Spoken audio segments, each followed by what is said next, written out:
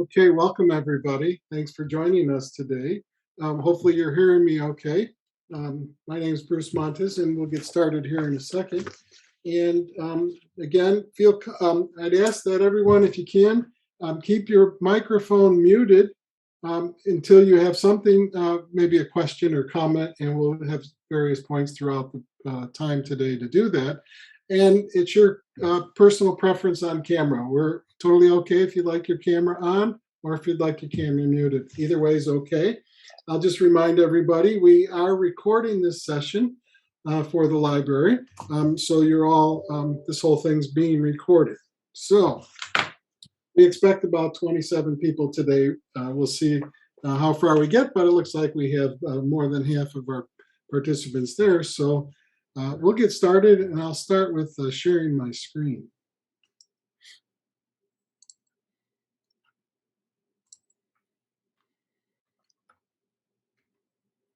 So hopefully you're all here today for a session we call Misconceptions, Conflicting Ideas about Artificial Intelligence, or AI for short, and which drive our fears.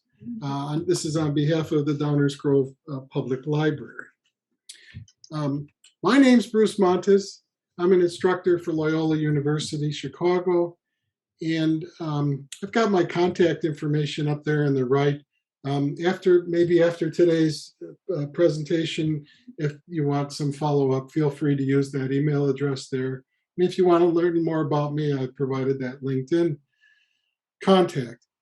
Also, if you note in the bottom there, I'm a retired IT professional. I retired in 2020 after 40 plus years of essentially managing all aspects of information technology in education and administration.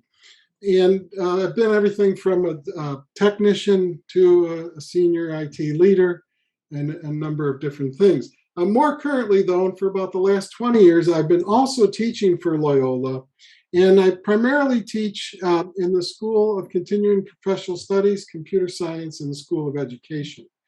And then most notably, the last years, I've been focusing on a course called Social, Legal, and Ethical Issues in Computing, where I work with students in all different disciplines and degree programs around issues around technology. And I'll share a little bit more in a minute. And I also teach, maybe not current for today's meeting, but I also teach instructional design for the School of Education. So my primary interests are technology and education and instruction. So anyway, that's a little bit about me and where I'm at today. And hopefully you'll get a little more as we get started. So what I want to do is just, again, back on my background, and I mentioned that course. What I work with in that ethics course with students in technology. And today you'll see that little artificial intelligence box, that highlighted box there in front of us. And that's what some of our focus will be today. So this is a very busy slide, not meant for you to read the whole thing, but I want to give you a sense for what it is I do with students in different programs. And I essentially try to help create a personal framework for working with technology and issues. So today we're going to do a little bit of that, but our primary focus will be on artificial intelligence. I will also mention that I come into this session with the assumption that none of us are IT professionals. None of us are developers. We might not understand all the things about technology, and my presentation today is not about detailed technology. So I will not get real deep into the technology. So if you're a little worried, like we're going to be going over your head here with technical terms and all that, we won't. And this slide maybe would give you that feeling like we are, but we're not. Today, what we're going to do is try to introduce artificial intelligence. What is it? And where is it at today? What the future is, and then time permitting, I think we have an hour today. What I'd like to do is move us toward the end of the presentation to kind of do a practical exercise in how we might look at artificial intelligence, okay? And then we'll leave us with, if we want to learn more, take some subject areas further. If you have comments or questions, please feel free to use the chat line in the session. today, and Annie from the library is going to monitor that chat line, and Annie will feel comfortable interrupting me and saying, "Bruce, we have a question here from the audience. Seems it's appropriate where we're at there." So this presentation probably be a lot of me talking, but I think we'll try to move to more of a more collaborative. What do you all think, and that sort of thing. So I encourage your comments and questions.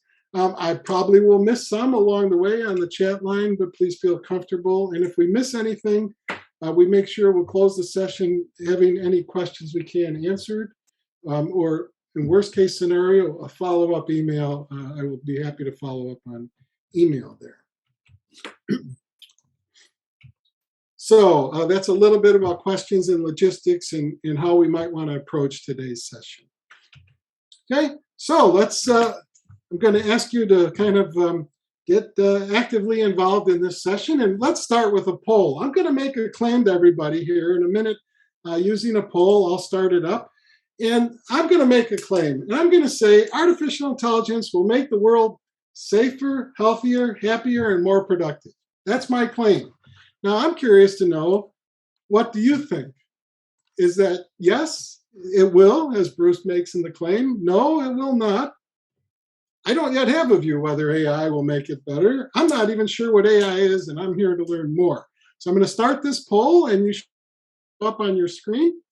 And please kind of click in what your feeling is. There's no right or wrong answers today.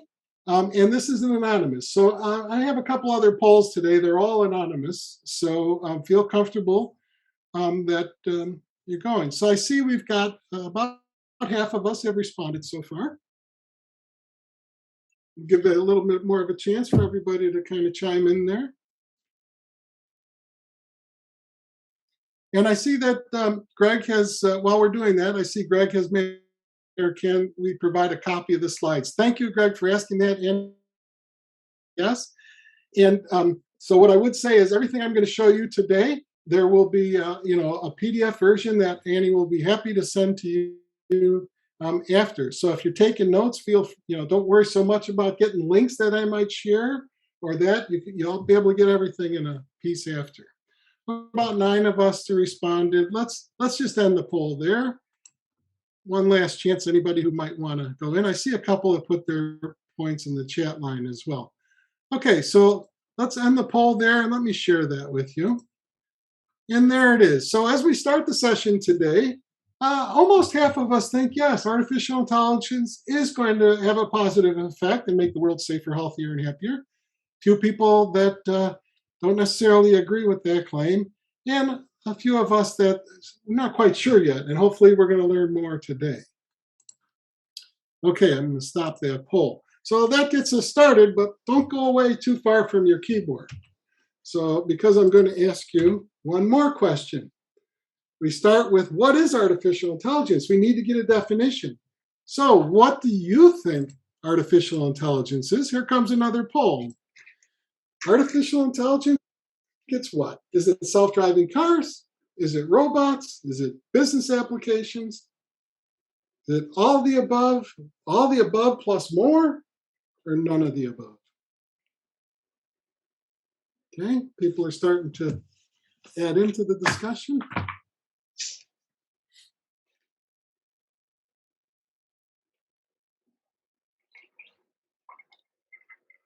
Okay, that looks like we've got at least 3/4 of us. Modifying. Okay, let's just end the poll there. And let's share those results. So coming in, all of us think that artificial intelligence is all the above plus more. And I would personally tend to agree. So, which is a good pause point to say that I'm going to share with you some opinions of my own today, but I'm not here today to try to convince you of any point of view. My main goal here is to help you get some good stuff to help you not only form a personal framework for how artificial intelligence, but also to come up with your own things. So again, my intent is not to force anyone to my point of view or even convince you, but I will share some opinions as we go. And so, like I just did, I would tend to agree with the majority who thought that AI is all the above plus more. And let's take a look at kind of what that means. If we go to look at some conventional definitions today, I pull one from Wikipedia there and other sources. But typically today, when we look at what the public thinks about artificial intelligence, many people equate it to things like self-driving cars, robots, business applications, with data and that, or Hollywood. And much of what we have today is really not about Hollywood. Hollywood does a great job of the science fiction part and getting us getting us worked up about the ideas of artificial intelligence and super and all that. But today, that's not really there. See it in different ways, and we might talk a little bit about that sort of view as we go. But if we looked at trying to come up with a quick definition of artificial intelligence, this is what most people would say today. Okay. What I want to do, though, today is take us a little bit different direction on some. And I'm going to start out with a broad view of artificial intelligence. Okay. So if we look at this comes from Kate Crawford in a book she wrote called Atlas of AI. And what she suggests is if we look at artificial intelligence, it's more than just those couple machines those machines or that data. It is really a big, if we look at the big picture around the globe, it includes things like minerals, okay? So these machines run on different things. Take lithium batteries, for instance. And so there's a lot of minerals that are mined throughout the world, okay? That's part of AI. Let's call that the foundation of artificial intelligence or technology. Then, of course, we need electricity to power everything. None of these machines work without power, right? So, and the internet. So we can say that electricity is the power of artificial intelligence, and the cloud is the lifeblood. The cloud or the internet can be the lifeblood of that. There are logistics to just managing all these machines, making everything work, right?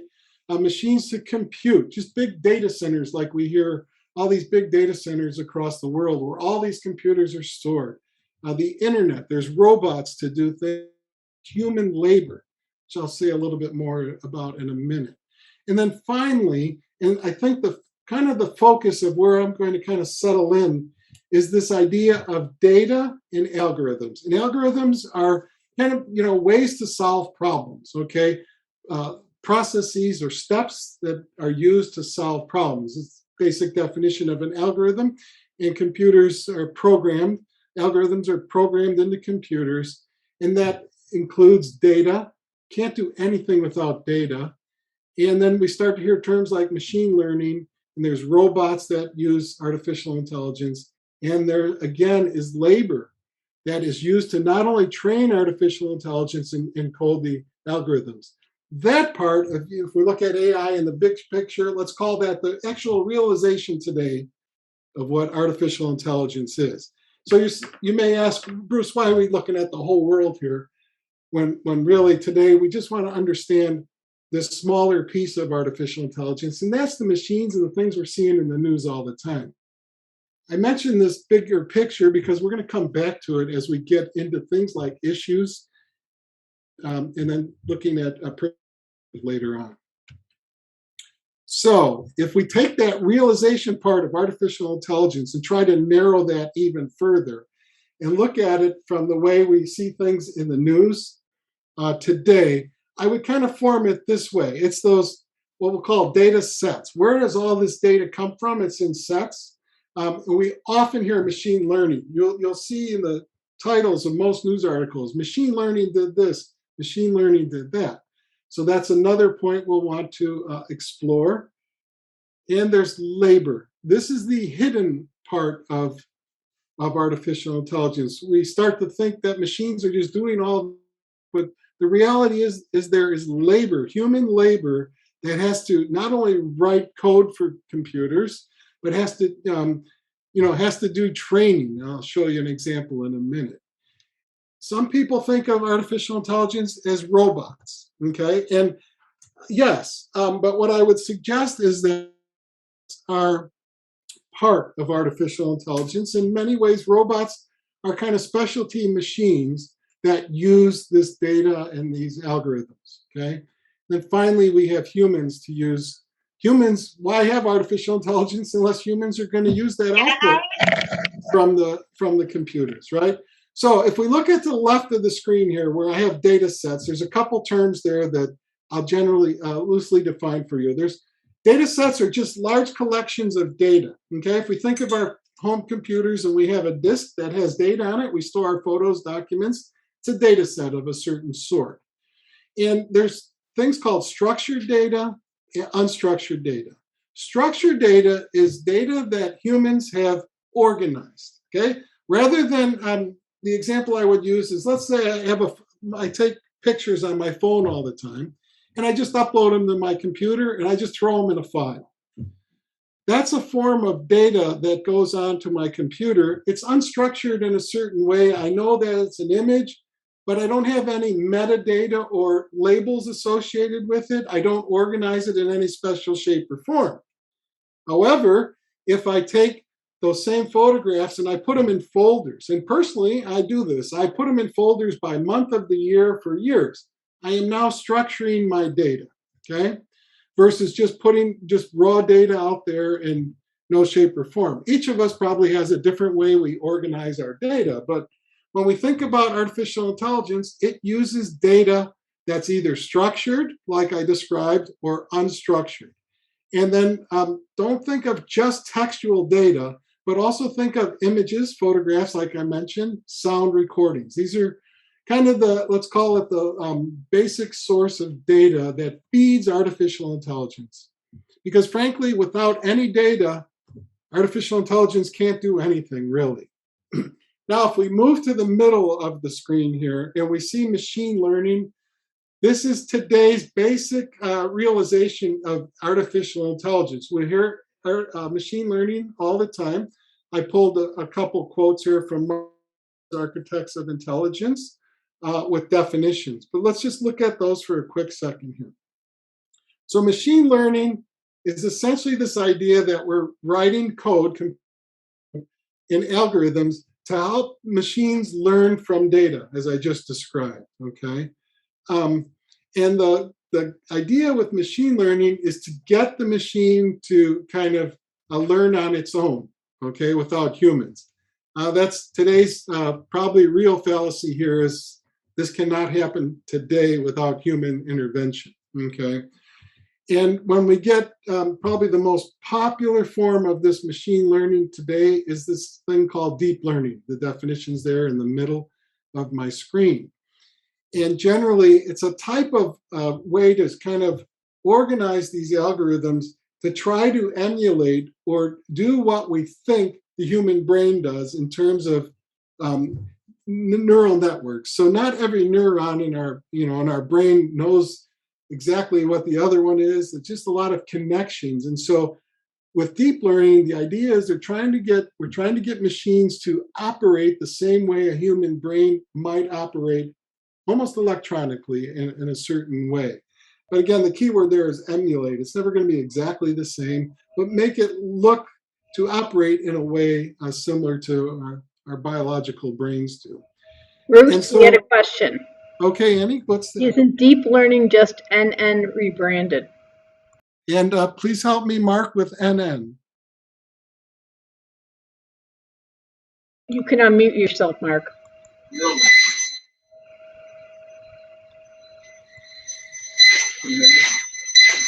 Oh, neural networks? Is that what you're saying, Mark? Neural networks? Isn't deep learning neural? If that's Mark, if you mean meaning neural networks, yeah, that might be a way to just kind of rebrand that to look at that. Hopefully, that's what you meant by that. But again, putting that learning into a category, deep learning, which is a little bit different. There's three basic kind of ways that we're doing this deep learning today. One is called supervised learning, and that's where we take computers and we give them structured data. So go back to the idea of this data. Humans have organized this data in these very, very large data sets. We've labeled the data, and then we've written algorithms to try to use that feedback from this structured data. So a simple approach would be, I have a big data set with pictures of dogs, okay? Dogs and other animals or mammals.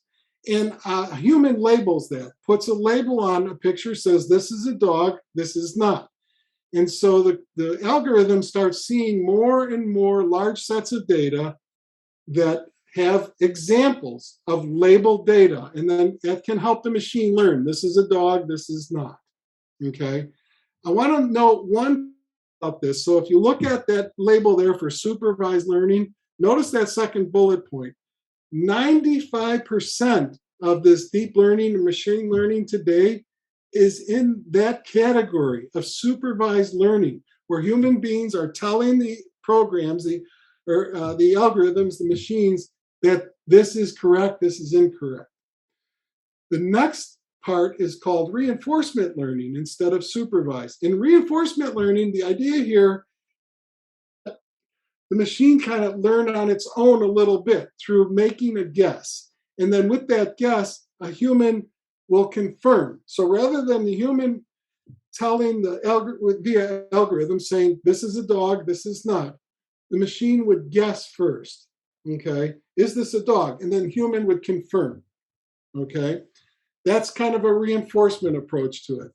The bullet point there says requires huge amounts of practice runs versus supervised learning, which just requires large amounts of data, is just that. That's the difference between those two different ways machines would learn in those two scenarios.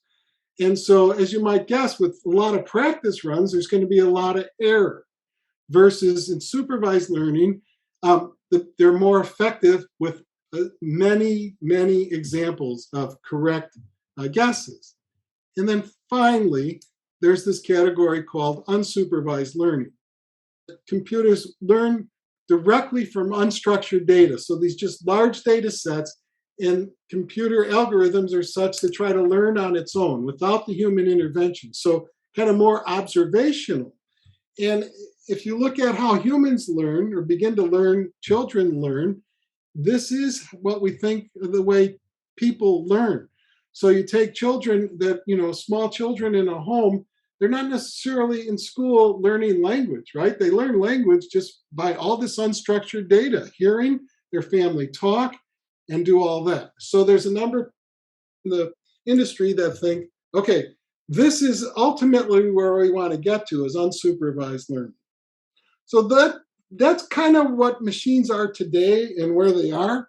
And Greg, you make a comment here about opinion of Kurzweil's singularity. Will machines ever attain their own consciousness? This is a good question.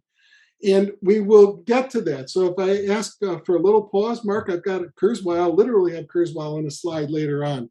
But we'll talk about that in a little bit later in the discussion. But it's Greg, I'm sorry, Greg, it's a good segue to that right side of my slide, which is where I think people are trying to get this idea of artificial general intelligence, or AGI. Some call it human level AI or strong AI.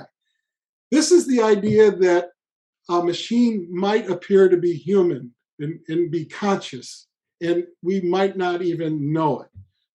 This is where Hollywood focuses their attentions today, okay? In science fiction, if we just read a lot of science fiction, this is where we see this today. But the realization of there is no artificial intelligence yet, or general intelligence yet, in the world today. And later on, we'll talk more about that in the future, and when some people think we actually will achieve that level. Then finally, in the bottom right of this slide, you see superintelligence. And that's the idea that machines will surpass human beings in their intellectual capabilities. So now we're really getting into real science fiction, way out at some point. But some experts have some ideas about when that might happen. So we'll get to Greg's question a little bit later. What I want you to think of today, especially for the next few slides, is that middle part of this idea that this is how machines learn, and it's impossible to do this without human beings today. Okay. So I'm not going to put up a poll here, but I'm going to throw this question out to all of you. How many of us have heard about crowd work or Amazon Mechanical Turk, figure eight, micro workers, click workers? Okay. I give you a definition there of another quote from Kate Crawford in Atlas of AI. A lot of the public doesn't hear about this part of the, let's call it, X side of artificial intelligence. But there are people, human beings, that are categorizing or giving that reinforced learning for computers. So you get some simple examples. YouTube. Okay, YouTube people put all kind of videos, and there are human beings that are monitoring those videos and categorizing them. Okay, they are saying, oh, this is, the author might say this is an educational video, or this might be a video about this, but there are human beings vetting that content, and they are labeling that content. I gave you the example of YouTube, but that's true in just about everything. And partly to make sure that we don't get content that we don't necessarily desire. So images, maybe there's images and some content is flagged. Human beings are flagging those images. At the same time, they are training algorithms. They're labeling all that data, and the algorithms are using that training. People are paid to do that, okay? Often called micro workers or click workers. Are you working to train artificial intelligence algorithms?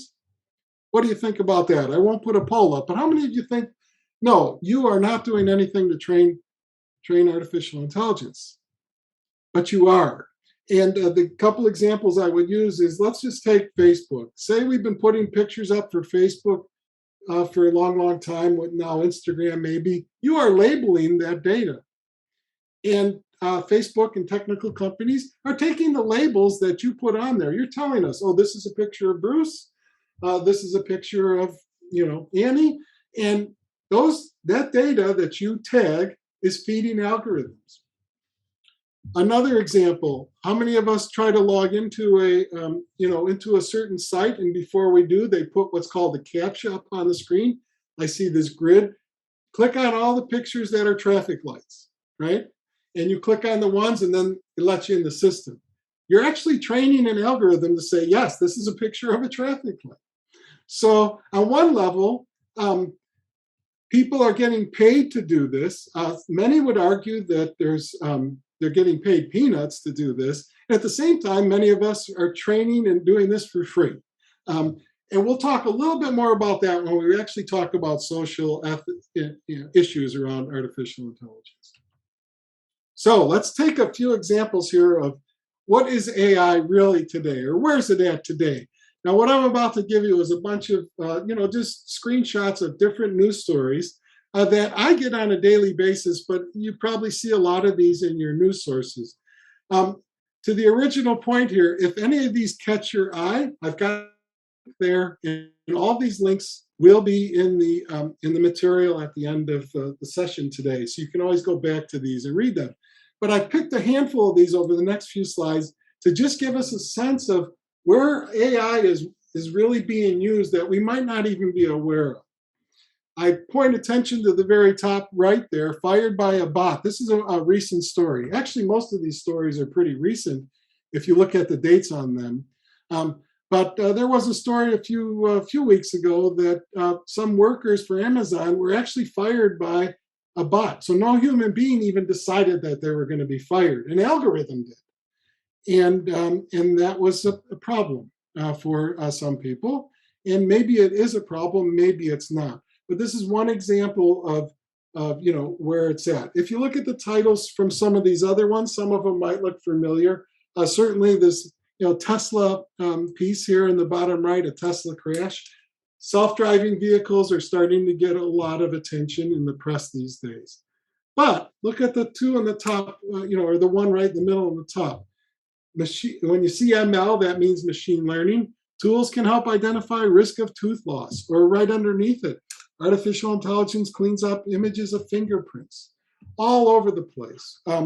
Here we see on the left an example in Paris where robots are starting to operate pizzerias. Another in the food industry where robots are starting to kind of take a role, which will raise questions on its own. Let's take a look at a couple more examples.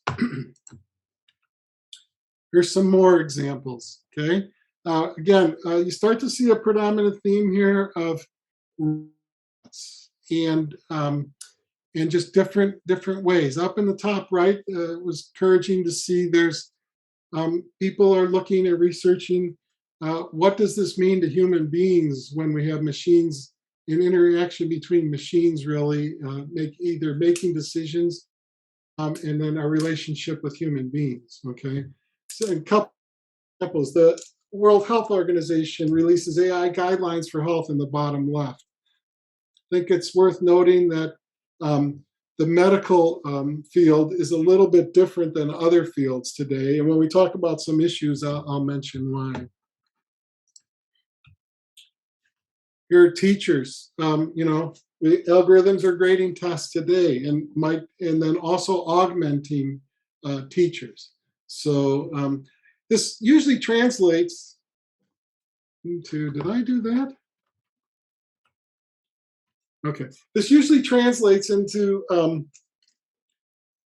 people not necessarily being aware if they're interacting with an algorithm or with an actual human being in some cases, which is some issue that we will want to think about in the future as we go. So again, couple other stories, firefighting. We just don't, there's all kinds of things. Now I left out a couple examples, but there are plenty. I have a hint of this later on in the presentation. But artificial intelligence is being used in everything. The most common stuff is in business applications. So when we think about Amazon making recommendations of books that we might be interested or products we might want to buy, those are very common sorts of machine learning applications. Maybe we don't hear about fighting wildfires every day, but that's also out there. Medical is also out there quite a bit. Which brings me to a pause. If we kind of one of the more public examples is Deep Blue. And Deep Blue is IBM's initial version of artificial intelligence, and it won Jeopardy some years ago. If you remember that the machine won Jeopardy against human beings. If you think back of those definitions I gave you earlier, the reality is that was like version 1 of AI, and it really wasn't AI. What that technology did, it could search Wikipedia faster than any human being. It just used the power of search and power of computers to literally take that question and do, I'm oversimplifying it, but actually just search a lot faster than the humans in the show were doing. It really wasn't machine learning of any sort, but it was a good kind of prototype or kind of proof of concept that this could happen. When we think about a computer winning in chess or some other games like AlphaGo, those applications really were more machine learning type of applications. And those are been around for a long time now. But that IBM example was a real good one that people thought was artificial intelligence. You know, cursor really. In that particular technology, where that moved to is it started assisting in the medical field in terms of looking at image databases and assisting humans in determining, kind of analyzing images and that sort of thing. And that's kind of where that technology is today. I also left out examples of military examples, but there's quite a few where military is being uses artificial intelligence. There's ethical issues. We'll maybe talk about some in a little bit later. There's several other fields that is there. My main point here is that you can think that AI as defined by machine learning is certainly in a lot of things today. So what are the issues? Well, today as we sit here, The issues are basically people are worried about jobs. Are machines going to you know, replace me? Original thought was that, well, yeah, some industries, you're going to be replaced. And many people thought, but it's not going to be in professional jobs, whatever term we want to use. Some like labor jobs or lower paying jobs, machines would take over, and we saw a lot of examples of that kind of coming to fruition. But at the same time, people in other jobs thought, well, I'm safe. This is never going to happen. Well, there are examples, plenty of examples. I'll mention a couple here. Law, okay?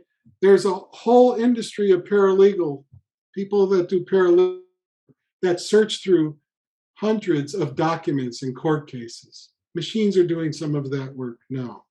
So that's one example. But many other jobs like that, this technology is really kind of going in there in those pieces. So yes, people are a little bit worried. When we argue about this, or when people argue or discuss it, many would say, yes, but it's going to create new jobs, which is also true. New jobs will come because of artificial intelligence and technology. But do we know what all those are? In many cases, we don't. Historically, at different kind of changes with technology over course of time, new jobs have always been created and other jobs have lost. So a little bit of the issue or fear is, are we going to invest in people to retrain them and to be able to do different skilled jobs? So that's one piece. The next part is bias. In bias, even though these are machines and algorithms, there is bias inherent in many algorithms. What you might often see if you follow the news is you might see an example that says, well, facial recognition systems don't they do really well on white males, but they don't do a really good definition of other genders or races in terms of doing facial recognition. So this is true, and part of it is because the bias that's built into the algorithms that humans wrote, and the other part is the data sets that are used, right? So if you don't give a computer algorithm, train an algorithm that with a large, diverse set of data, how is it supposed to really eliminate the bias? Bias is a really big deal, and I think that we're not going to necessarily eliminate bias ever. There's human bias, and it's going to be there. So why couldn't we just get it out of machines? We might be able to, but it's something that we're going to have to be aware of. I'll give you a couple examples. At one point, Microsoft had created a kind of a AI that would interact with people, and it would come up with its own, with its own language to talk to people and interact. And it did this through learning and language of people's dialogue and all that. Well, at some point, that algorithm and that program started to have a lot of biases there, where Microsoft had to stop. It was like this algorithm is either racist or it's bullying or whatever. That wasn't because somebody coded it that way. It's just that the learning part, the algorithms could pick up on biases, and if we're trying to emulate or mimic human behavior, well, that's what can happen.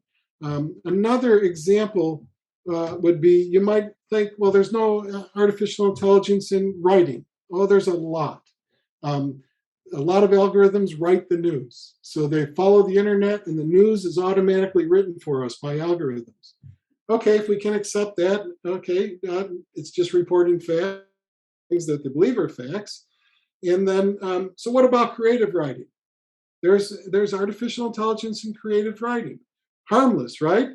Well, maybe, but maybe we need to monitor that, because there's bias in those algorithms, and it may generate writing that we just don't find desirable, and we want to kind of limit. So Bias is in there. We'll have a little bit more reference to bias later on. There's always going to be errors that we're going to have to watch for. Most notably, when we see where algorithms have mistakenly identified people incorrectly, where law enforcement has gone a certain extent to maybe arrest people. The challenge there is to get a balance between agencies like law enforcement that will use this data and these algorithms to kind of have a check and balance on the technology. So we don't want to just take the technology immediately right away, right? We want to have kind of some sort of audit or check and balance in there. Same thing with self-driving cars. We'll talk a lot more about self-driving cars in a minute. And then finally, there's privacy issues. So we might think all of our data is anonymized and we're okay on privacy issues. Not necessarily true. And with privacy, even to go to certain extents where we might not, there's enough data that you can kind of figure out who somebody is if you wanted to without actually knowing who it is. So a most recent example would be phone numbers. So our phone might be considered non-traceable or whatever to link back to a person. But when you combine that with other sets of data, like other location kinds of data, it might be easy to start to figure out really who's who. So privacy is another issue that's a hot issue, not only with artificial intelligence, but with all of technology. And then the ethics. What's appropriate? What's right? What do we? How should we approach some of these things? So let's segue here to a little bit about the future of AI. If you notice, I kind of kept those same things. These are the issues that we want to think about when it comes to the effects of AI and technology. What are we doing about jobs? What are we doing about bias? Who's responsible for those sorts of things? Errors. Is it the tech companies or are they off the hook? If you use these things, you're let the or you're at risk. These are things that we're trying to better understand. I added two kind of things on the front and back here. I call the thing called AI winter. If we followed artificial intelligence has been around for a long, long time. We can go back to the late 50s where these ideas occurred, where we might really start kind of figuring out how to use machines and do this to create something like artificial intelligence. And there's been this point where technology made a lot of advances, and then it kind of reached a point where it's moving anywhere. Part of the path, and they call this AI winter. So there was a point where AI was really progressing, and then it just kind of stopped for almost decades. And then it's kind of had a resurgence over the last 20 or 30 years. But that period was called an AI winter. The reason for that, because we had reached computing power limits in terms of how fast computers could work or how much things cost. So research took a while to kind of almost take a pause. And then a lot of that has changed over the years where costs have come down, the power of computers just, I want to say quadrupled, but it's far greater than that. And so there was a resurgence on things we could do.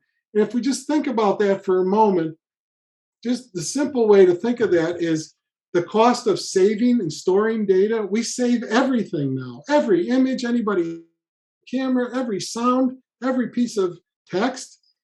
And now, because we can do that, it's affordable in terms of people won't even charge us to store all this data everywhere. In fact, businesses have learned, don't throw anything out. It may be of value to us later on. We could sell it, we can use it. So that idea is what kind of put AI where we can start kind of doing more research and more practical applications. Then at the bottom there is super intelligence. That goes back to Greg's question.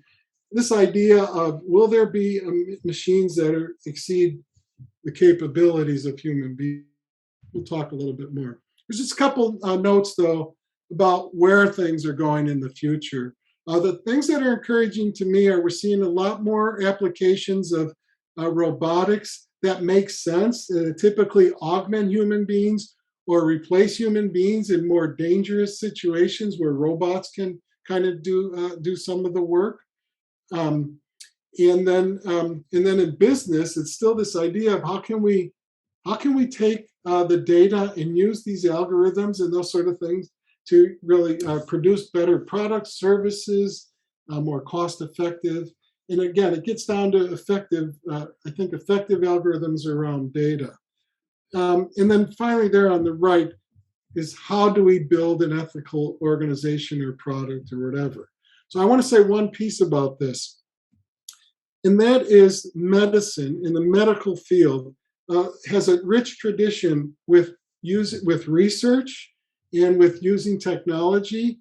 And in the medical field, there's a lot of checks and balances. There are privacy issues that are different than just general. If you're using, say, some social media, you agree to some privacy practices of that website or whatever. Medicine's quite different, and research is quite different, academic research.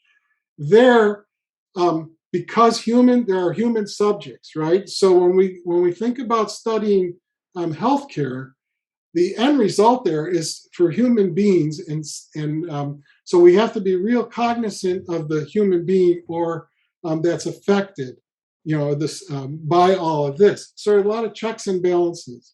So when artificial intelligence is used in the medical field, there are these checks and balances continue to exist. Other fields, they might not have been present in the beginning, and we didn't think that there was human subjects involved. What I would say is probably, in my opinion, one of the more notable examples is Facebook when it first started. So when Facebook kind of first started, Facebook realized this data is a gold mine.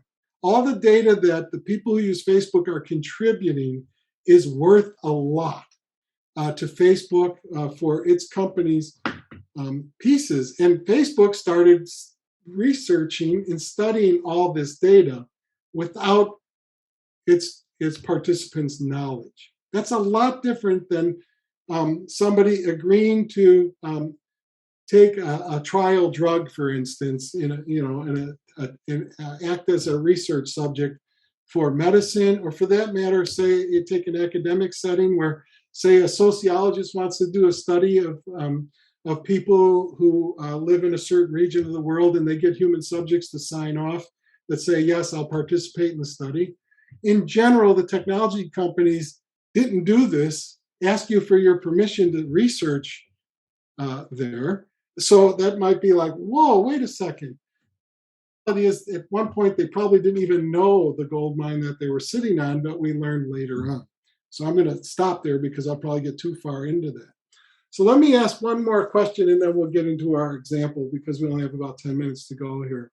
I'll just ask you to pause and think about this.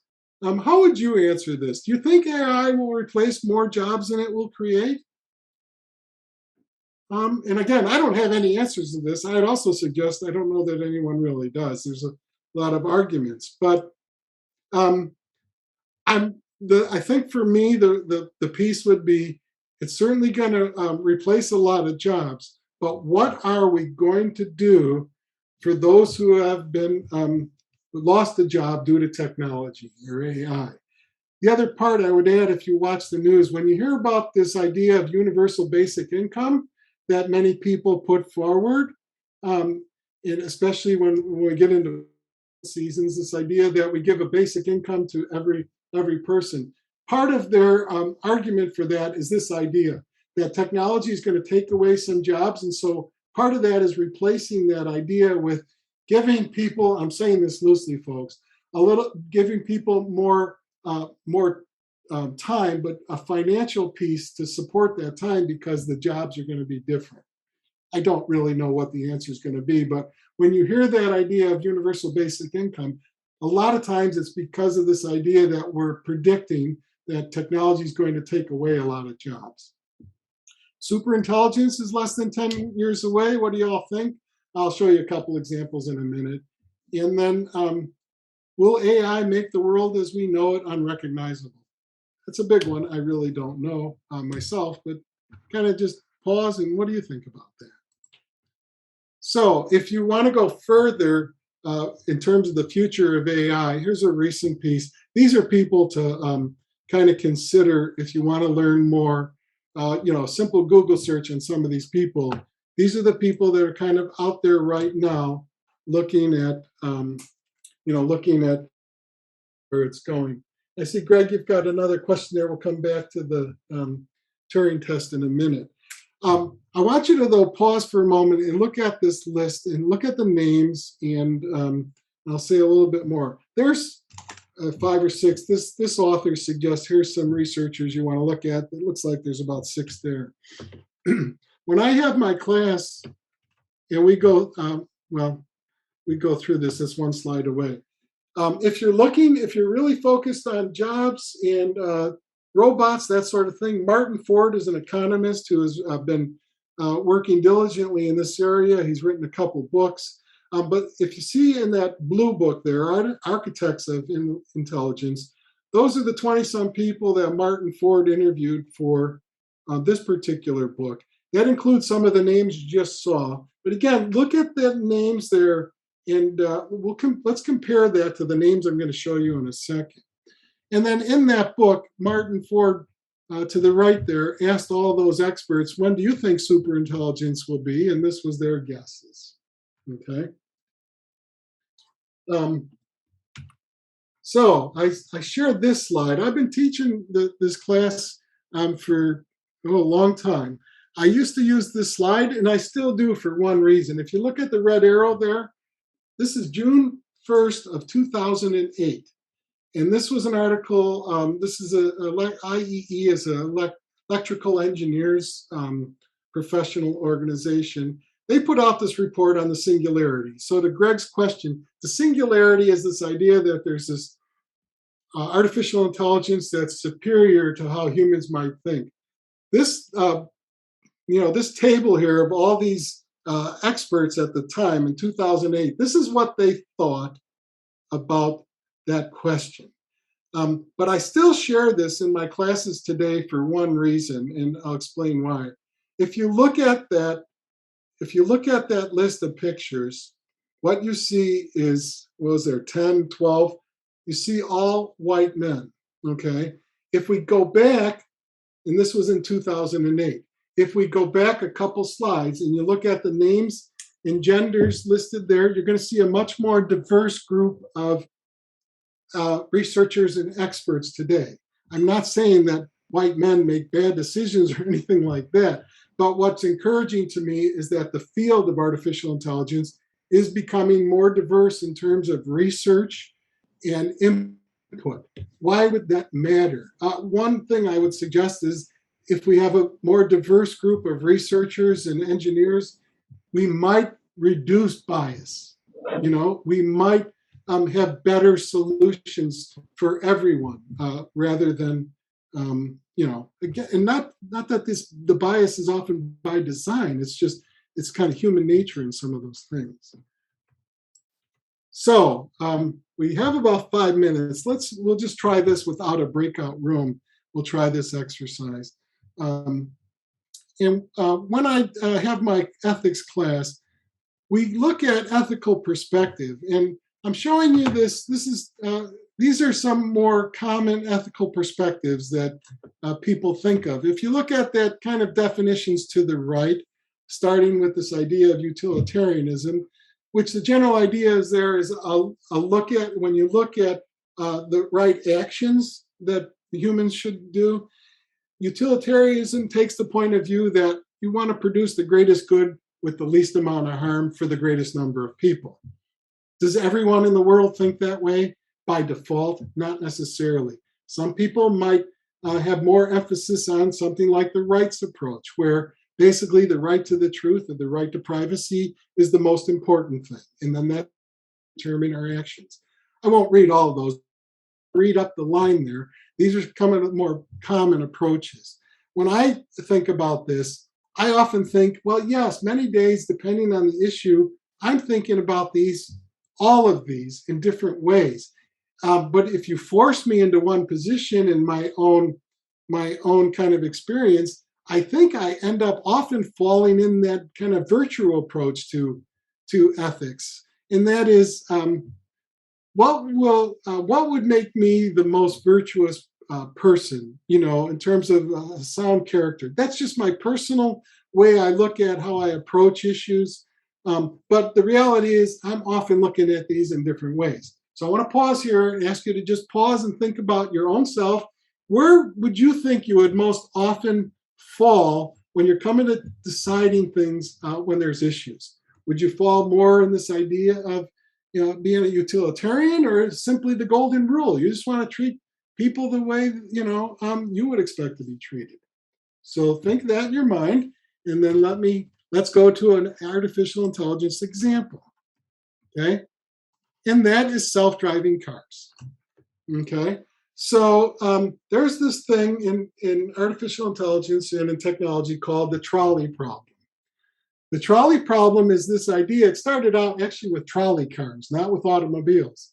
But if a train is coming down a track and it can split into two different ways, but it can't, there's a switch that a human being can pull a switch. And if we look at that picture in the middle there with a baby on the left and an older woman on the right, this train is tracks. The train cannot stop, but the human being has the ability to pull this switch to force the vehicle to go down lane A there or lane B, right? Or I'll add a variable to that, self-destruct.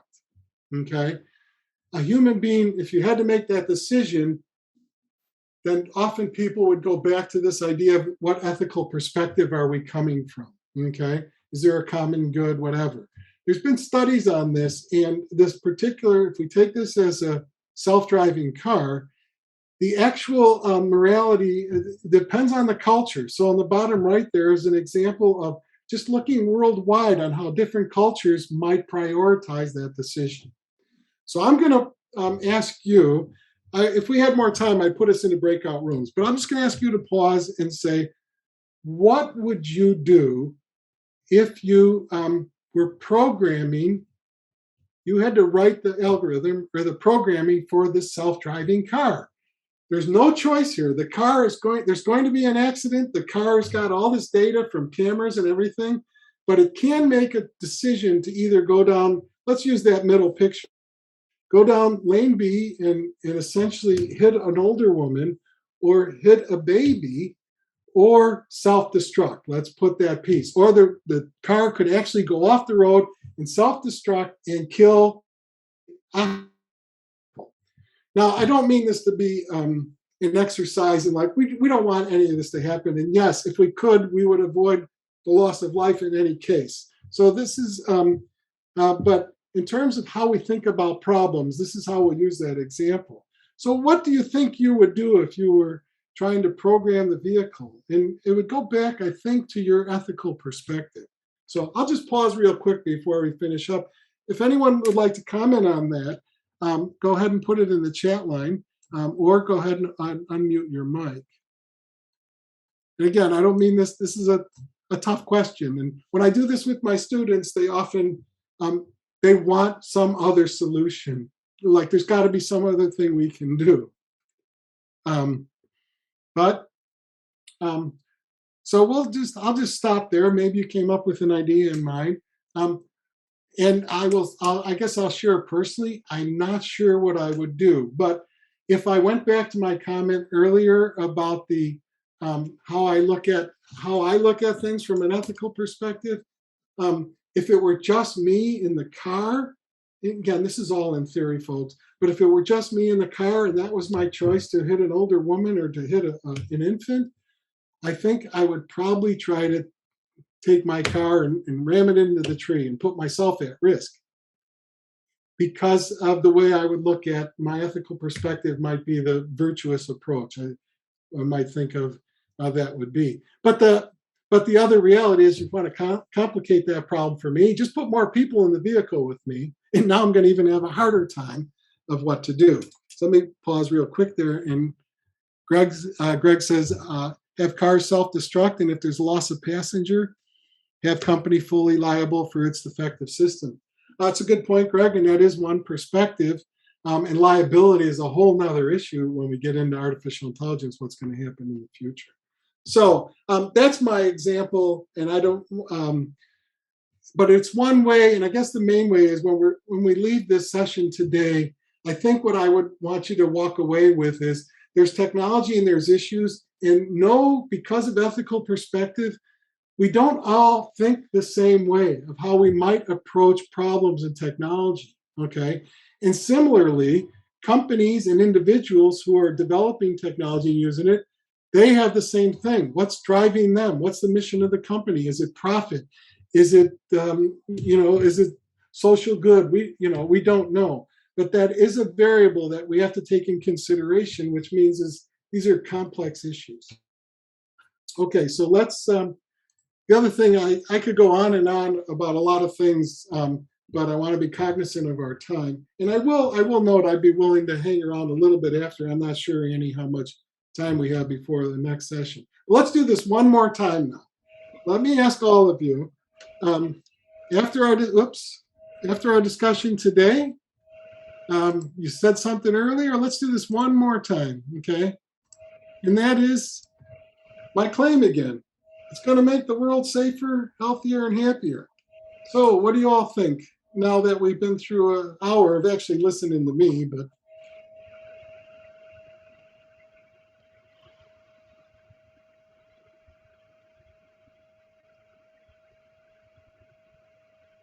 okay, we've got about almost half have replied.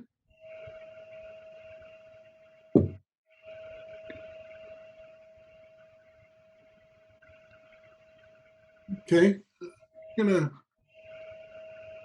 gonna stop there. Well, good, we got more coming in still. Let's just stop there and share the poll. And it looks like we've got, if I just looked at pure numbers from earlier, it looks like, loosely put, maybe some people are feeling a little bit better that AI will do more good than harm in the future.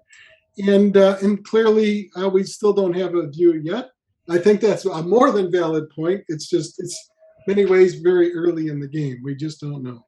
Okay, a couple other thoughts. If you want to learn more about this, these are just a couple personal recommendations. If you're thinking about textbooks that you might be interested in, here's a couple that I know might be worth reading. Let's look at the far right there, in Kathy O'Neill's Weapons of Math Destruction. She writes about data and bias in data and algorithms. So she's not necessarily talking about artificial intelligence, but she's writing about the lifeblood, if you will, or the data. And I think notable there, she gives many great practical examples of how bias in algorithms can be harmful in different situations. So that's one. Mark Tegmark there from MIT. Mark is now, in that text, he's really getting way out into the future, this idea of artificial superintelligence, that sort of piece. Like Nick Bostrom's superintelligence. If you like that part, back to Greg's point about singularity, this thought or thinking about the idea, could machines surpass human beings in intelligence? Nick Bostrom, in that book, Superintelligence, he tries to lay the groundwork for how that could be possible. And while it's rather it's not highly technical, but it's highly logical. So it can get a little dry in a few places, but he makes an argument for how something like that might be able to happen. So if that's of interest to you there. I show this army of none. We didn't talk about military or defense or any of that today, but this is happening. It's been happening for years using AI. Today's main argument or concern, I should say, is the idea a machine would decide to take a human life without a human intervention, without a pilot, or say for aircraft or drone, where a machine just does it on its own because of an algorithm. And then finally, if you're just more into if you're more into fiction and you really are more interested in human beings' relationships with technology, I would highly recommend The Sun. It kind of focuses on, it's very little technology, but more if you have this idea that there can be a robotic-like, human being-like robot in relationship with human beings.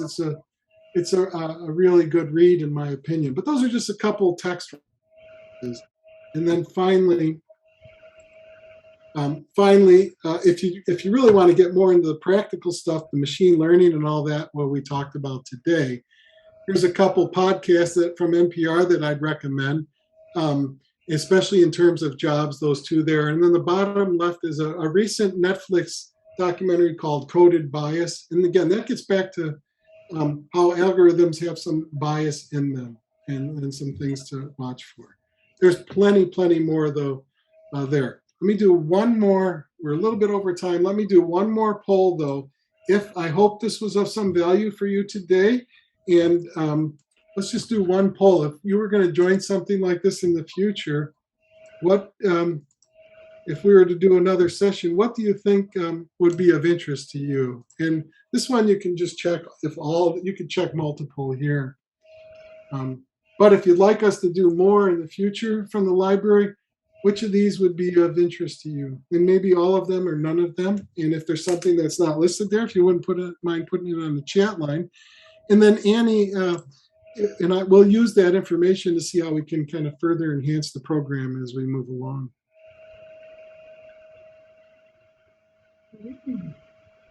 Okay. Looks like, great, we've got many there. I'll just share the results with you all. Recording too, but there you go. So we've got a balance. Everybody's interested in a lot of different.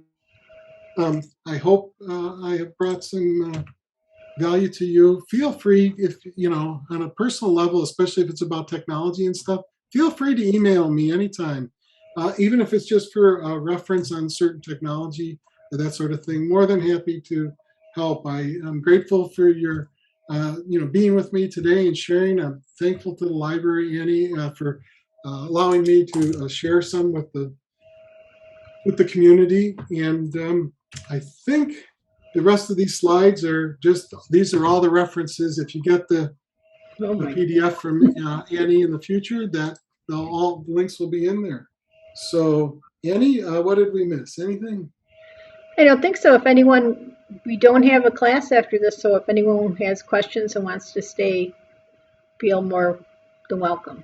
Yeah, thanks. And I'm happy to hang around too if just want to share some ideas or opinions or questions. So you can unmute yourself.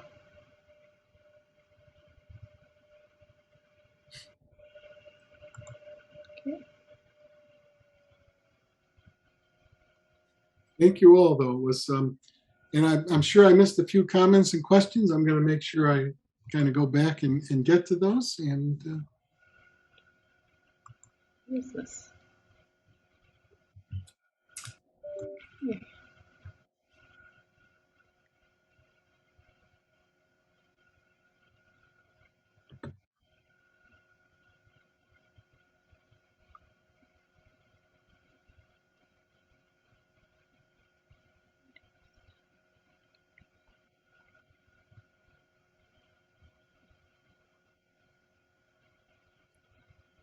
So, Greg, you're still with us, and I'm looking at a couple of your questions there. One of them you asked about the Turing test.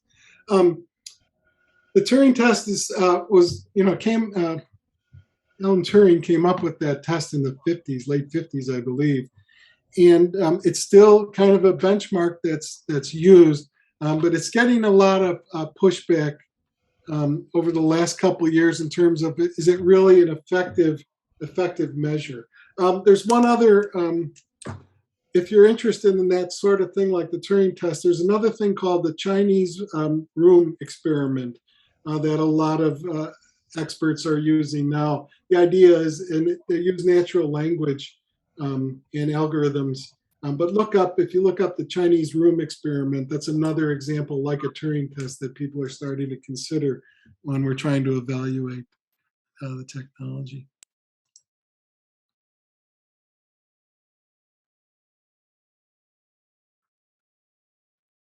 So is Bob still on? Yeah, Bob, I'm seeing you say at present, can AI extrapolate? Are we still interpolating?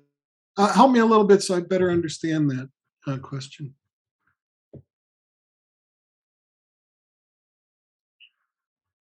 Bob, you can unmute yourself. Basically, can you go outside the data set you're using to get answers from, or are you confined to the space within the data set? Good question. Yes, but those data sets you can go inside, but the general idea is that we don't want to go inside because we want the algorithms to be able to kind of sort those out and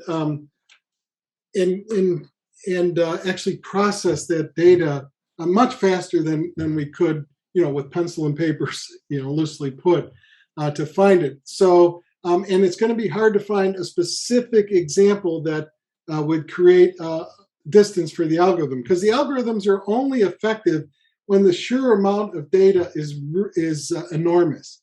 So small data sets, which you can easily audit, if you will, to your point about going inside the data, it's easy to audit, but the reliability and the effectiveness of algorithms aren't so good.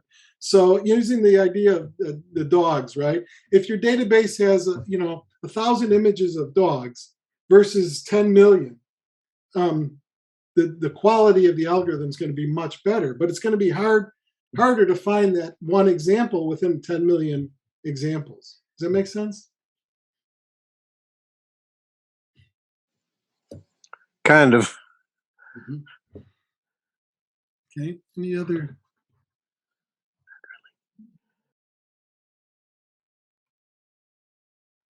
Okay. So, anybody else have any thoughts you want to share? Feel free to unmute if you'd like.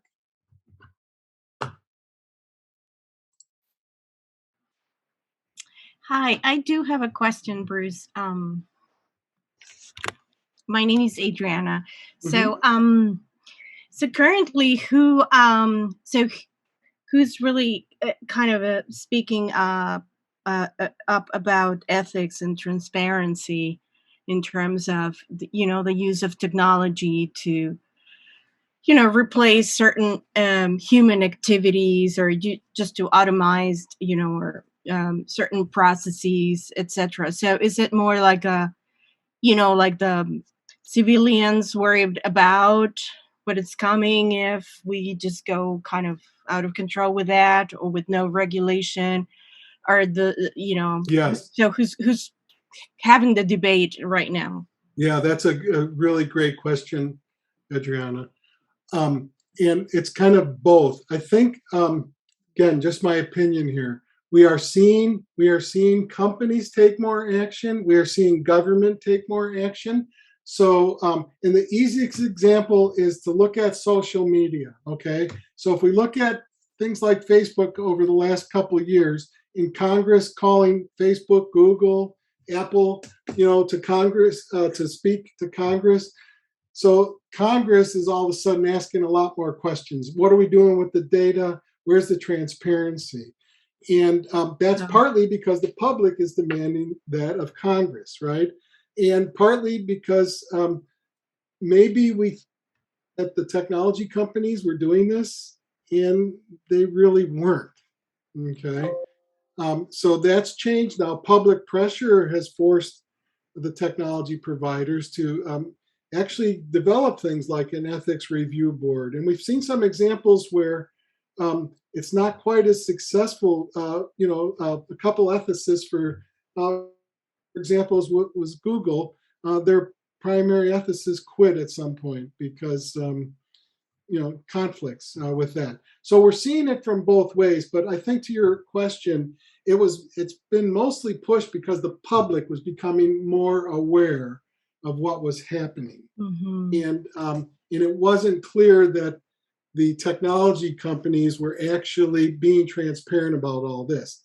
Now, if I had to try to defend the technology companies, and this is one of the issues, part of the problem here is they will throw up trade secrets. Okay. Mm-hmm. So they're had been partially afraid to share some of this stuff with the public because they would be letting out trade secrets, which would give their competition more information to develop better solutions and services than they themselves might have. So that's the real challenge, is this idea that companies want to protect their intellectual and their property. And so they use trade secrets. But the trade-off with that is transparency. Then we don't get transparency in terms of how these algorithms are developed and what the algorithms are actually doing. Does that help? Yeah, it does. Thank you. It's very interesting because maybe, in science fiction writing and literature, maybe they are feeling the void of those details of exactly how these things are experimented and applied. Mm-hmm. Don't you think? I mean, Yeah. That I'd like to use that medical field example because academia and medicine have a really rich history of this, because from the very beginning, the whole idea was a human subject. And so at first, when technology, and I'm not trying to pick on Facebook, but it's an easy example for people to kind of get their head around. They put out this technology to allow us to share pictures and ideas with friends and all that. In concept, that's great. But they didn't, we didn't maybe catch all the kind of the dark side of things that can happen with those sorts of technologies. And before we knew it, all these issues these are what we call unintended consequences. And so now they're scrambling. Whereas in the medical field or in some areas of research, academia is no, we're not going to put out anything. First, it's not necessarily for profit here. But then secondly, because there's a human subject, and that's the most important piece. So. oh yeah, that's a great point. Well, thank you very much. It's a great lecture. Well, Thank you. thank you. I appreciate your comments and your input as well.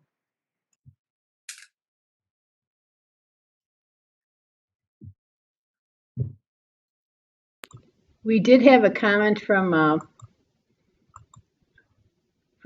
Mark, but he's no longer here. Yeah, So I saw that, Annie. I was hoping we could have catch Mark, but you can maybe email him. yeah, I will. I'll email him, and but I like his comment where he ran that, and we failed. He said we failed trying to implement neural networks, and we have retrained too often. And Mark's comment's a good point. Is this is where some of the challenges come in. It's keep trying to keep relabel the data or re-say this is incorrect, and that's why.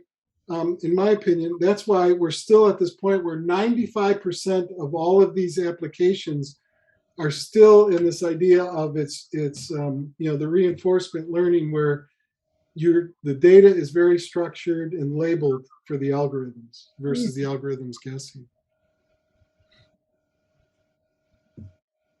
Okay. Hey, just one last quick question, Bruce. Sure.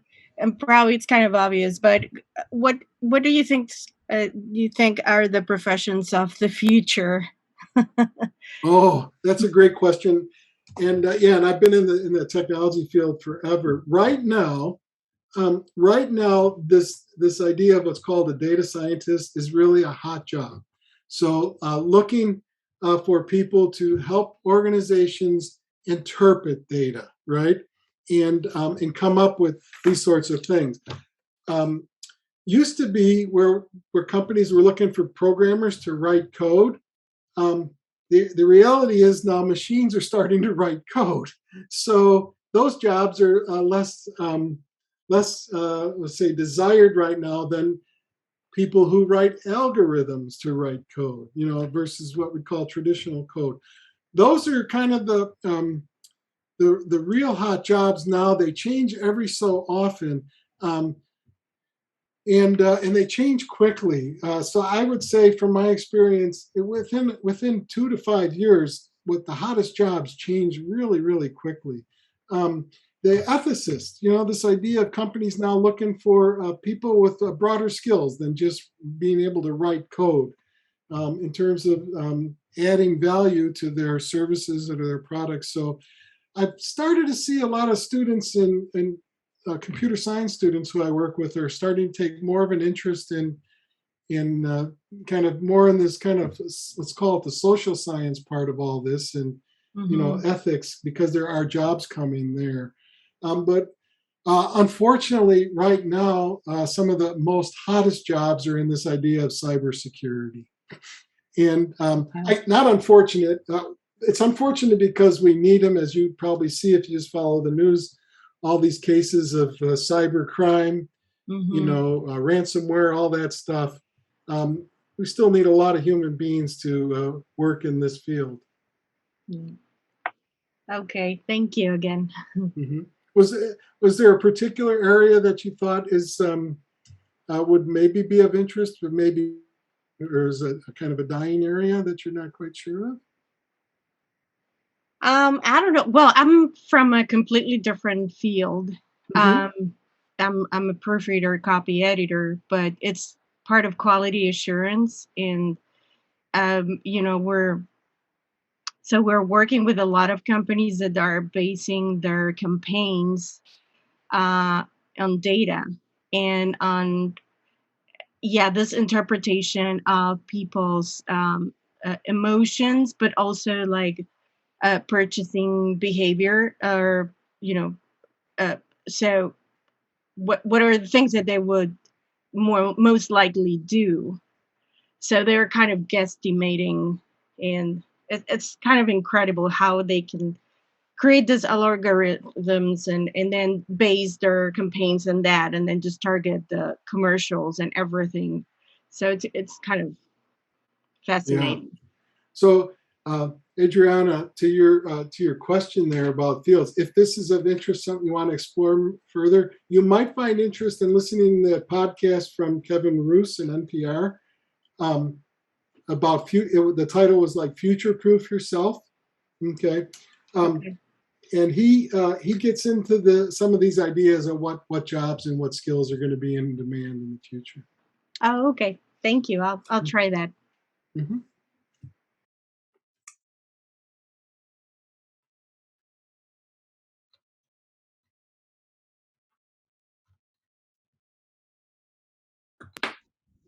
Okay.